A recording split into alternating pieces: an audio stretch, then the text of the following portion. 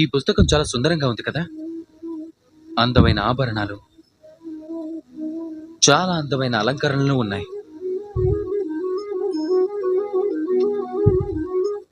కానీ నిజంగా మనం దీన్ని అద్భుతమైన పుస్తకంలా పరిగణించగలమా? ఇందులో రాసున్నదంతా సత్యమేనా? ప్రేరణాత్మకమైనదేనా? మన దృష్టిలో విలువైనదేనా? ఈ విషయాన్ని మనం ఎలా నిర్ణయించగలం? మీరంతా సమాధానం స్పష్టమే కదా అని ఆలోచిస్తూ ఉండొచ్చు. ఆభరణాలను చూసి పుస్తకాన్ని విలువ ఎలా నిర్ణయించగలమని. అందుకోసం మీరు దాన్ని చదవాల్సి ఉంటుంది అని, దీన్ని అర్థం చేసుకోవాల్సి ఉంటుంది, సమయం కేటాయించాల్సి ఉంటుంది. అవునా? మీరు ఆలోచిస్తుంది అన్ని విధాలా ఉచితమే.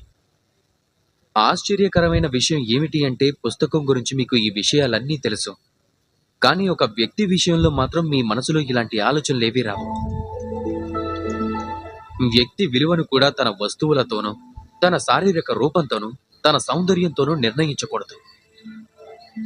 అందుకోసం మీరు ఆ వ్యక్తిని చదవాల్సి ఉంటుంది, తనని అర్థం చేసుకోవాల్సి ఉంటుంది, తనకి సమయం ఇవ్వాల్సి ఉంటుంది. కానీ మనం ఏం చేస్తాం?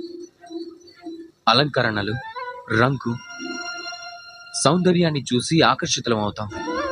దాన్నే ప్రేమని భావిస్తాం.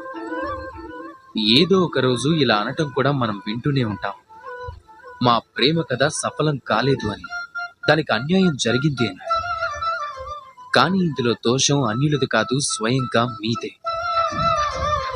మీరు ఆ వ్యక్తికి సమయం ఇవ్వలేదు, మీరు ఆ వ్యక్తి ఆలోచనల్ని అర్థం చేసుకోలేదు.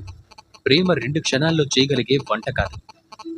దాని రుచి ఆస్వాదించటానికి మీరు ఒక జీవితకాలం సమయం ఇవ్వాల్సి ఉంటుంది. అందుకే సమయం ఇవ్వండి. ఒకరిని ఒకరు రూపంతో కాదు, ఆత్మతో చూడండి. నిశ్చలమైన మనసు ఎంతో సంతోషంగా చెప్తుంది. రాధాకృష్ణ.